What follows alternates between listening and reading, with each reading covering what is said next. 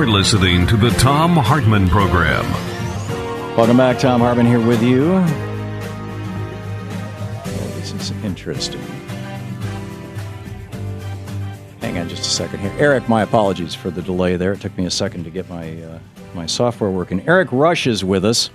He is a columnist and speaker and contributor to WorldNet Daily. WND.com is the website. His latest book is Negrophilia, From Slave Block to Pedestal, America's Racial Obsession.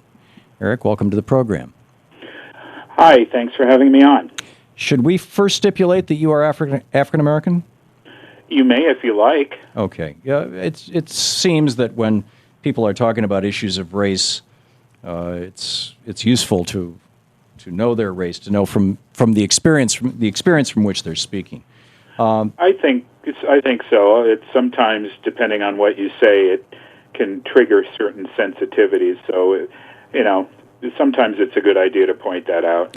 So you write in this article for WorldNet Daily titled "Zimmerman Verdict: Marxists' Predictable Response," that, as I've been saying for 5 years, groups like the...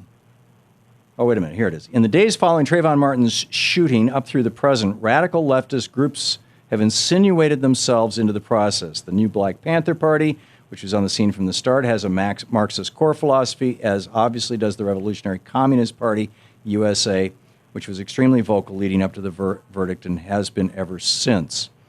It bears mentioning that these two groups are using identical talking points with regard to their outrage against the Zimmerman verdict, as are other key activist groups currently ginning up public outrage. I have that right?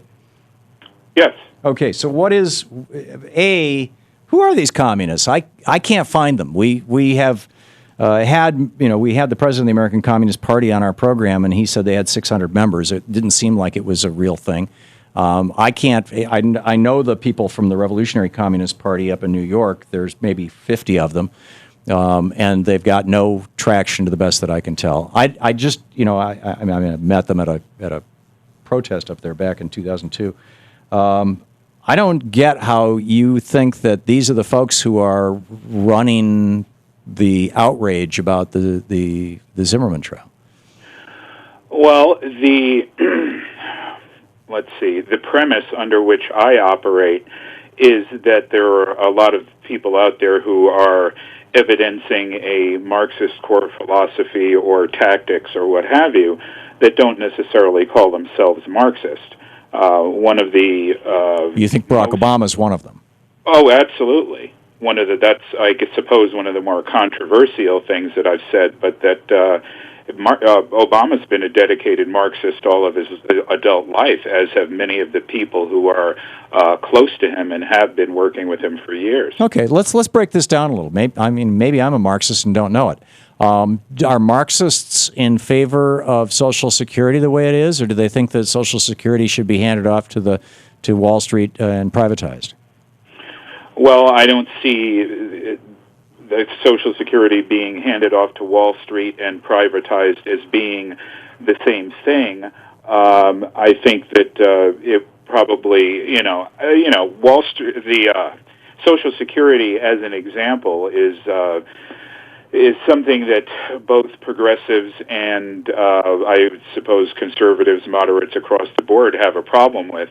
I'm not an economist, so I don't know what the best way to handle social. Okay, well, let me just ask. Let me ask the question more generally. What are the specific issues that President Obama has positions on, and what are the positions in those issues, within those issues, that allow you or help you identify him as a Marxist?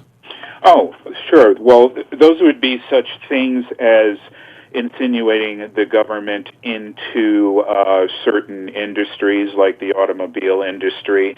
There would be the overreach within the... So when Reagan bailed out the S&Ls, was he a Marxist? Overreach within Obamacare would be another one. Okay. The government insinuating itself into, for example, the Trayvon Martin instance, the gun control measures that they have that they've actually pressured municipalities and states into into passing or just but a few. Okay, so these are the things in your mind that makes him a Marxist. And well, what? In addition to which, there are a great many things that he talks about in his own book, Dreams from My Father, that evidence a Marxist philosophy, as well as having belonged to a Black Liberation Theology church for 20 years, which also has a Marxist core philosophy. Okay, so that, none of that sounds so evil to me. I'm wondering then, what's wrong with being a Marxist? Well, what's wrong with being a Marxist? Yeah. I suppose killing close to 1 billion people over the last century would be where I would start. Are you talking about Joe Stalin and Pol Pot and personal liberties would be another one. Well, hang on just a second. You're not stultifies freedom would be another one. Okay, so you're saying that. I'm assuming that you're saying that Pol Pot and Joe Stalin and Mao Zedong were Marxists, and therefore, and they killed many of their own people, and therefore Obama wants to kill his own people. Is that what you're trying to say? I'm saying that there are people who he has been affiliated with over the years who have said as much. There are people who he has been affiliated with. Bill Ayers of the Weather Underground back in the 70s told an FBI informant that they knew that they would probably have to kill about 20 million Americans in order to keep the rest of us in line when they took over. And because Bill Ayers was associates. And because Bill Ayers was at a meeting that President Obama attended back 15 years ago or so, Obama wants to kill people. He's a Marxist. I find it amazing that progressives will love to take this one instance and try to isolate it and just claim that I'm saying that proves one thing or the other when there is an overwhelming aggregate of information and evidence that supports that. No, I'm not saying because Bill Ayers was at one meeting 15 or 20 or 30 years ago that Obama's a Marxist and wants to kill people. I am saying that the aggregate of information suggests. But these let's talk about these American Marxists. Danger and something we should definitely be. Let's talk about these American Marxists then, because I said what's wrong with being a Marxist, and you used international examples of people who have done things arguably in the name of Marxism. I would say not. I would say that they were all totalitarian dictators. But that being neither here nor there, what are you saying that the American Marxists want to do what Pol Pot did, or are you saying that just they come from a bad lineage? No, I'm saying that given the historical record and the rhetoric that these people have used for decades, it would be insane for us not to speculate as to their motives, including such things as mass murder. Yeah, why not? And how does this tie into the issue of race in America? Oh, well, cultural balkanization has always been an part of the modus operandi of ascendant Marxists.